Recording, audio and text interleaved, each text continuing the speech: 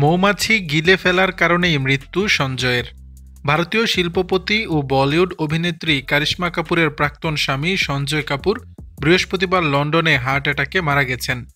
Auto নির্মাতা সংস্থা সোনা কমস্টারের প্রধান ছিলেন সঞ্জয় কাপুর। অভিনেত্রী কারিশ্মা কাপুরের প্রাক্তন স্বামী হিসেবে তিনি বলিউড অঙ্গনেও বেশ সমাদৃত ছিলেন। এদিকে সঞ্জয় কাপুরের মৃত্যুর পরই তার মৃত্যু ঘিরে কিছুটা অদ্ভুত ধরনের খবর প্রকাশ্যে আসে। কিছু সূত্র দাবি করে যে এ ধনাঢ্য ব্যবসায়ীর মৃত্যু একটি মৌমাছির কামড়ের কারণে হয়েছে। তিনি একটি মৌমাছি গিলে ফেলেছিলেন এবং সেই ভয়েই তাৎক্ষণিক হার্ট অ্যাটাকে আক্রান্ত হয়ে মারা যান সঞ্জয়।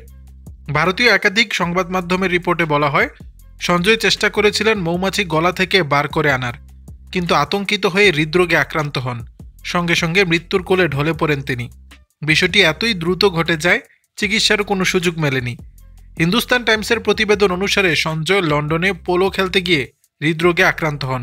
দ্য টেলিগ্রাফের বরাত দিয়ে উক্ত প্রতিবেদনে বলা হয়েছে, পোলো ম্যাচ চলাকালীন উপস্থিত দর্শকরা শুনেছিলেন যে সঞ্জয় কিছু একটা বলেছিলেন। তার কথাটি ছিল, আমি কিছু গিলে ফেলেছি। এ কথায় উপস্থিত অনেকে ধারণা করেন যে তিনি সম্ভবত একটি পোকা গিলে ফেলেছেন। পরে প্রতিবেদনে দাবি করা হয়, তিনি একটি মৌমাছি গিলে ফেলেছিলেন। তার বন্ধু ও ব্যবসায়িক সহযোগী সুহেল শেঠ এএনআইকে বলেন, সঞ্জয় ইংল্যান্ডে হৃদরোগে আক্রান্ত হয়ে মারা গেছেন। ধারণা করা হচ্ছে পোলো ম্যাচ চলাকালীন একটি মৌমাছি গিলে ফেলার পর হৃদরোগে আক্রান্ত হয়েছেন তিনি। যদিও সঞ্জয় কাপুরের কোম্পানি সোনা কমস্টার এক বিবৃতিতে মৃত্যুর কারণ হিসেবে হৃদরোগের কথা উল্লেখ করেছেন, মৌমাছির বিষয়ে বিস্তারিত কিছু জানাননি। দর্শক, বিষয়টি নিয়ে আপনাদের মতামত জানাবেন নিচের কমেন্ট বক্সে।